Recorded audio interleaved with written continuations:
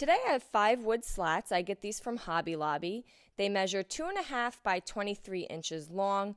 I'm going to take 2 of them and make an angle cut at the top. And I'm just drawing a line with my straight edge, and I'm going to cut that off.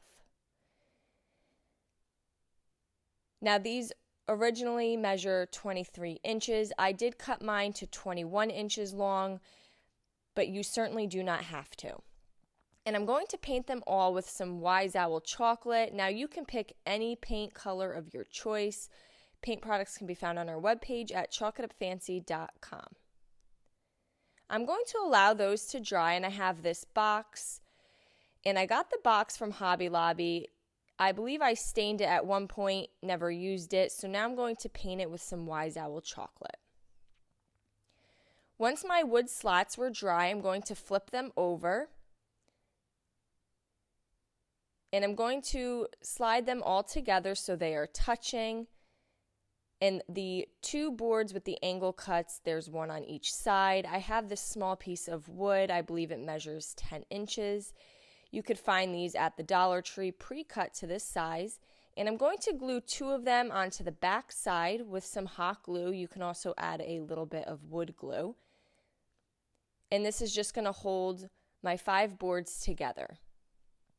Now, of course, when this is all finished, you can certainly paint the back side to finish it off. I have a scrap piece of wood. It just has to be a few inches long. It does not have to have that angle cut if you don't want it to. And I'm going to paint that in some Wise Owl chocolate as well. Once everything is dry, I'm going to glue my box to the bottom of the wood. You can adhere it with the hot glue, and you can also add some wood glue, especially when it starts to get a little colder. The wood glue has a nice strong hold. I'm going to take a chip brush. You could find these at your hardware store, and I'm going to brush on some Wise Owl Snow Owl, a very light dusting of some white paint.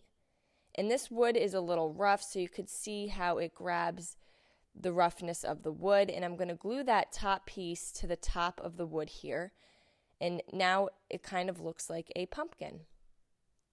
I have this stencil that says Hello Pumpkin. You can skip this step, or you can add wood letters. I got the stencil off of Amazon. It came in a bundle of different fall stencils. Use the color Red Rock to fill in my stencil.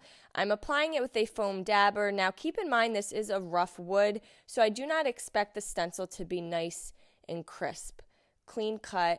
It is going to be a little rough looking as my wood underneath is rough. You do not want to over apply the paint, and then I'm just going to lift that up. I have this floral styrofoam. You can get this right at the Dollar Tree. I'm going to stick it inside my box. And then I have this artificial spray of leaves, pumpkins, and berries. I believe this came from Hobby Lobby or the Dollar Tree. And I'm just going to cut it into pieces and start filling my box with this pretty fall arrangement. Now you could stick whatever you want inside your box. And now this is big enough that you can either stand it on your porch or even hang it from your door. I hope you guys enjoyed this video. Paint products, tissue paper, transfers, and mesh stencils can all be found on our webpage at chalkitupfancy.com. And don't forget, you can also check out other tutorials over on our webpage. Have a great day.